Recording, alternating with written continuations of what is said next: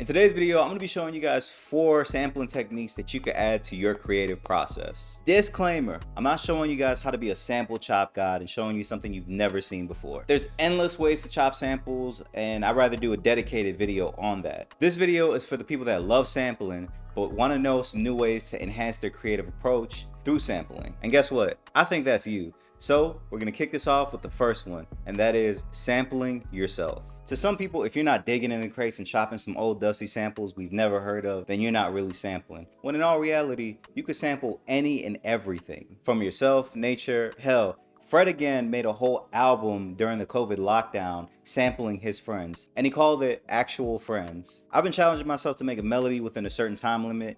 It's at like 10-15 minutes. And whether it's good or it's trash, I have to find something creative within it to flip. So I'm gonna break down this beat that I played in the previous video and show you guys how I even got there. This is the beat.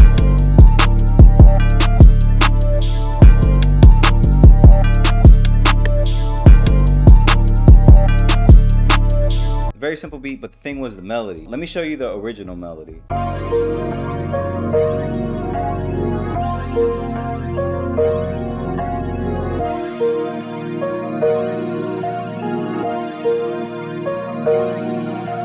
Trash, terrible. I know, but the thing is, once the timer went off, I had to commit to finding something creative within it. I pretty much stretched it, sped it up, and then pitched it up 4 keys and reversed it.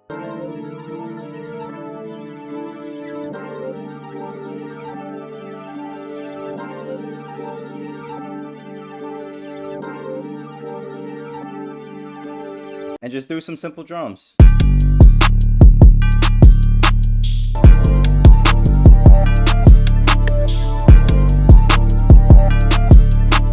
Now, is this the greatest beat ever? No, but was I able to get things like a new beat, finding a new pocket, and also creating a starter so if I send it to somebody else, they might find an idea for it. So sample yourself because you never know what type of creative ideas could come from it. The next thing you could do is start with drums and find the inspiration. Now, I've done a couple shorts on this and some people got it while others were pretty closed-minded about it.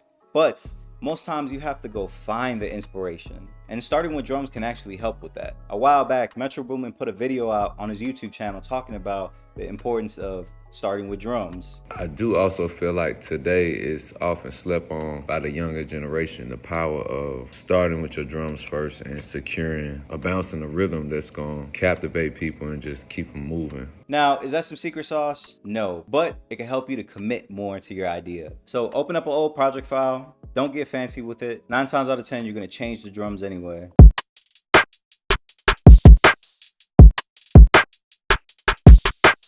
I'd say a good 85% of these drums are from Splice. Now that you got your drums, open up Splice Bridge and open up the Splice app. Now you can play any sample and it's gonna sync to the tempo of your project file. So literally just play the drums and find something that sparks your brain. Let's try this one.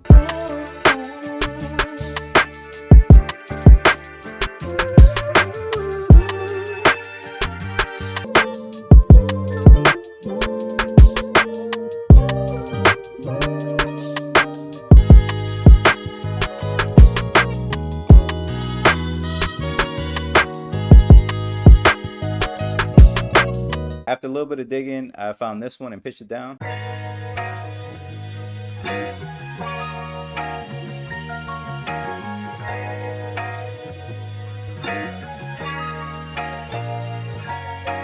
That sounded pretty good to me, and because it sounds good with the regular drums, if I chop it up differently, it's gonna sound good as well. But in this case, I kind of like it like this.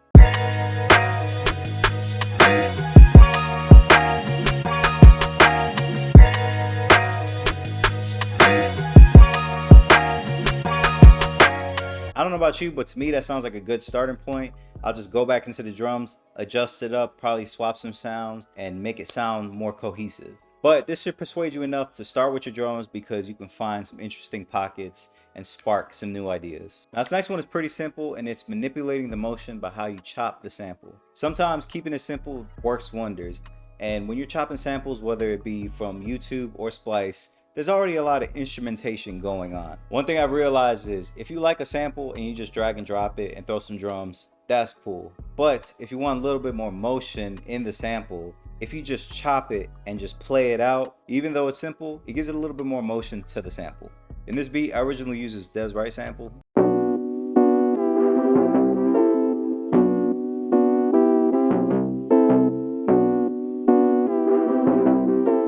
I already knew I was just gonna throw some simple drums on it, but I wanted more motion in the sample. So I threw it into Splice X and I played it out. So that way it has a little bit more motion to it, even in the decayed parts.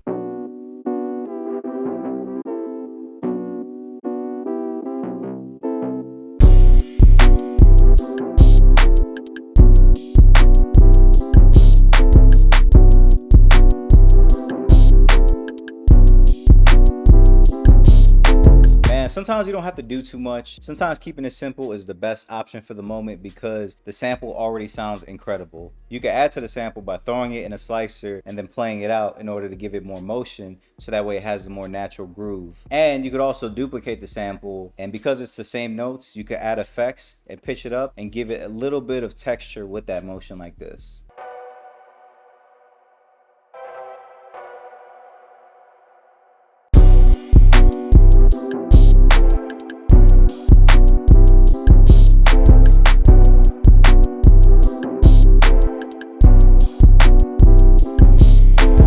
Now the last sampling tip is super simple, but it works wonders, and that is remixing drum loops. As time goes on, we want more dynamics in our music and we want more punch. Some of those old drum sounds don't knock to the standard of today's music, but you don't want to disregard them because you love the texture of them. So how can you get today's knock but keep that texture? That's when remixing drum loops comes into play. You could either filter the kick out and add your own kick, or you could just chop the percussion and then add your own kick and snare. For example, I found this drum loop.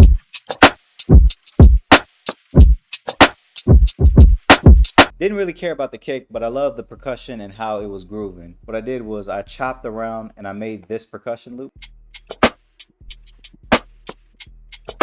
That way it still had that feel.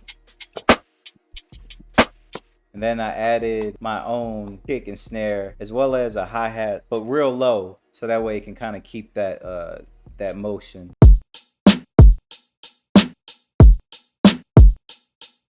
Add that together and you got this.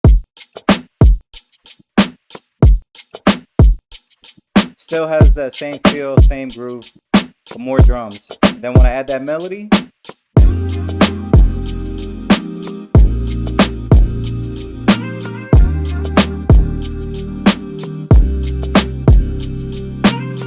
it gives me a great starting point. I really wanted to keep this video as concise as possible and give you guys like the most basic understanding of those concepts, so that way you can take it, run with it, and do your own thing. I purposefully didn't want to open up complex project files so that way it would overwhelm you and confuse you. So with that being said, I hope you guys learned a lot. I hope you guys enjoyed this video. If you guys want something else, let me know down in the comments down below, and I'll do my best to make it happen.